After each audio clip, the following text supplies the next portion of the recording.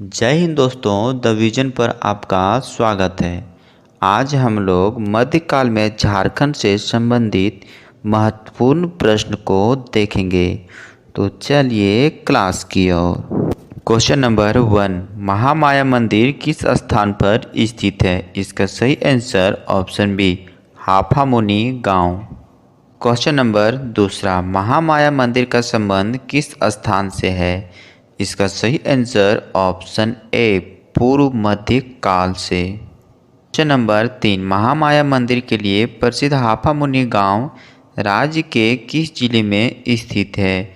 इसका सही answer option number D, Gumla. Question number 4, हाफामुनि गांव में स्थित महामाया मंदिर का निर्माण किसने कराया था? इसका सही आंसर ऑप्शन नंबर बी, गजघंट राय। नंबर 5, हाफामुनि गांव में स्थित महामाया मंदिर का निर्माण कराया गया था। इसका सही आंसर ऑप्शन नंबर सी, 1908 ईस्वी में। क्वेश्चन नंबर 6, महामाया मंदिर का निर्माण किस वंश के शासक द्वारा कराया गया था? इसका सही आंसर ऑप्शन नंबर बी, नागवंश। क्वेश्चन नंबर 7, हाफामुनि गांव के महामाया मंदिर में निम्न में से किसके द्वारा विष्णु की प्रतिमा स्थापित की गई थी? इसका सही answer option number B, Siyanath. Question number 8, Mahamaya मंदिर का प्रथम पुरोहित था। इसका सही answer option number A, Harinath. Question number 9, Gajghant Rai का धार्मिक गुरु था। इसका सही answer option number D, Harinath. Question number 10, Tanginath का मंदिर झारखंड के किस जिले में अवस्थित है? इसका सही answer option number B, Gumla. Question number 11, Gumla में स्थित टांगीनाथ मंदिर का निर्माण किस काल में हुआ है? इसका सही आंसर ऑप्शन नंबर बी, पूर्व मध्यकाल में। क्वेश्चन नंबर 12, अष्टभुजी छिन्नमस्तिका शक्तिपीठ निम्न में से किस स्थान पर अवस्थित है? इसका सही answer option number D, Rajrappa. Question number 13, Rajrappa Jharkhand राज्य के किस जिले में है? इसका सही answer option number C, Ramgarh. Question number 14, Rajrappa में स्थित छिन्नमस्तिका शक्तिपीठ का संबंध निम्न में से किस काल से है? इसका सही आंसर ऑप्शन नंबर बी, पूर्व मध्य काल से। क्वेश्चन नंबर 15, झारखंड के किस स्थान से पाल शासक महेंद्र पाल के शिलालेख प्राप्त हुए हैं? इसका सही answer option number B, Itkhori.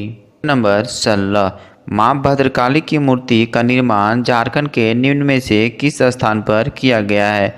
इसका सही answer option number D, Itkhori. Question number 17, Itkhori में मां भद्रकाली की मूर्ति का निर्माण निम्न में से किसके शासनकाल में किया गया था? इसका सही आंसर ऑप्शन नंबर ए, पालकाल। क्वेश्चन नंबर 18, बख्तियार खिलजी ने झारखंड से होकर निम्न में से किस स्थान पर आक्रमण किया था? इसका सही आंसर ऑप्शन नंबर सी, नदिया। क्वेश्चन नंबर 19, बख्तियार खिलजी ने किस शताब्दी में झारखंड से होकर नदिया पर आक्रमण किया था? इसका सही आंसर ऑप्शन नंबर सी, 13वीं।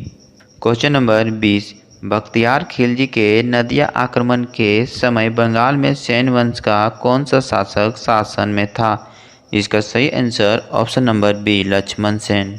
क्वेश्चन नंबर 21, गुलाम वंश के संदर्भ में निम्न में से कौन सा कथन सत्य है? इसका सही आंसर ऑप्शन नंबर डी, उपरोक्त सभी कथन सत्य है। मतलब ऑप्शन ए कहता है गुलाम वंश के समय झारखंड की सीमा में मुस्लिम सेनाओं की छावनी स्थापित की गई। सही है। इल्तुतमिश तथा बलबन के शासनकाल में इनके प्रभाव से झारखंड मुक्त रहा। सही है। ऑप्शन सी कहता है गुलाम वंश के शासक इल्तुतमिश तथा बलबन के समय झारखंड में नागवंशी राजा हरिकर्ण का शासन था। सही है। क्वेश्चन नंबर 22, इल्तुतमिश तथा बलबन के समय झारखंड इनके प्रभाव से मुक्त था क्योंकि यहाँ नागवंश के एक शक्तिशाली राजा का शासन था। वह राजा कौन था? इसका सही answer option number B, Harikarn. Alauddin Khilji ने अपने किस सेनापति को नागवंशी राज्य पर विजय प्राप्त करने हेतु भेजा था? इसका सही answer option number C, Chhajju Malik. Alauddin Khilji द्वारा कब अपने सेनापति छज्जू मलिक को झारखंड में नागवंशी राज पर विजय प्राप्त करने हेतु भेजा गया था? इसका सही आंसर ऑप्शन नंबर बी 1310 ईस्वी। क्वेश्चन नंबर 25, अलाउद्दीन खिलजी का कौन सा सेनापति दक्षिण भारत पर विजय अभियान हेतु जाते समय झारखंड से गुजरा था? इसका सही आंसर ऑप्शन नंबर ए मलिक काफूर। क्वेश्चन नंबर 26, निम्न में से किस नागवंशी राजा ने अलाउद्दीन खिलजी की अधीनता स्वीकार कर ली थी? इसका सही answer option number B Benukar. Question number 27, निम्न में से कौन सा कथन सत्य है? ऑप्शन ए कहता है मोहम्मद बिन तुगलक ने छज्जुद्दीन आजमुल मुल्क को सतगावा का शासक नियुक्त किया था। ऑप्शन बी कहता है तुगलक काल के सिपाह सालार मलिक बयान ने हजारीबाग के चाय किला को जीतकर फतेह खान दौरा के हवाले कर दिया था। इसका सही आंसर ऑप्शन नंबर सी उपरोक्त दोनों कथन सत्य है। क्वेश्चन नंबर 29, फिरोज शाह तुगलक ने बंगाल के शासक शमसुद्दीन शाह से हजारीबाग खालिस्तान क्षेत्र को जीतकर उसे बंगाल की राजधानी बना ली थी। इसका सही answer option number C Satgawa. Question number 30, Lodi वंश के शासन के दौरान इनमें से किसने झारखंड पर शासन नहीं किया? इसका सही answer option number B Harikarn. Question number 31, Lodhi वंश के शासन के दौरान उड़ीसा के किस वंश ने झारखंड पर आक्रमण किया? इसका सही answer option number B Gajapati वंश। क्वेश्चन नंबर 32, उड़ीसा के किस शासक ने झारखंड के एक बड़े भूभाग पर आक्रमण किया तथा उस पर अधिकार किया? इसका सही answer option number C Kapilendra. Question number 33, किस वंश के सुल्तानों के प्रभाव से झारखंड लगभग मुक्त रहा?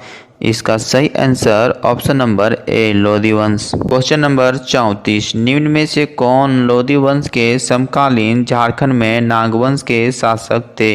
इसका सही आंसर ऑप्शन नंबर डी उपरोक्त तीनों मतलब प्रतापकर्ण, विराटकर्ण और छत्रकर्ण। क्वेश्चन नंबर 35, 1494 ईस्वी में सिकंदर लोधी के भय से जौनपुर के शासक हुसैन शाह सर्की ने झारखंड के किस क्षेत्र में शरण ली थी? इसका सही answer option number C Sahebganj. Question number 36, Jaunpur के किस शासक ने सिकंदर लोधी के भय से झारखंड के साहेबगंज में शरण ली थी? इसका सही आंसर ऑप्शन नंबर ए Hussain Shah cerci. Question number 38, Sher Shah ने झारखंड के किस क्षेत्र का उपयोग अपने बंगाल अभियान में किया था? इसका सही आंसर ऑप्शन नंबर ए राजमहल क्षेत्र। क्वेश्चन नंबर 39, शेर शाह के सेनापति ख्वास खान ने किस चेरो शासक को पराजित करके श्याम सुंदर नामक हाथी प्राप्त किया? इसका सही आंसर ऑप्शन नंबर बी महारत चेरो। क्वेश्चन नंबर 40, निम्न में से कौन सा कथन असत्य है? इसका सही आंसर ऑप्शन नंबर डी उपरोक्त सभी कथन सत्य है। ऑप्शन ए कहता है शेरशाह के शासनकाल में झारखंड में शाही सिखों के प्रचलन में तेजी आई। ऑप्शन बी कहता है शेरशाह ने मुगलों के विरुद्ध अपने अभियान में झारखंड के जंगलों का व्यापक तौर पर प्रयोग किया। ऑप्शन सी कहता है झारखंड क्षेत्र में आक्रमण करने का शेरशाह का मुख्य उद्देश्य श्याम सुंदर नामक हाथी प्राप्त करना था।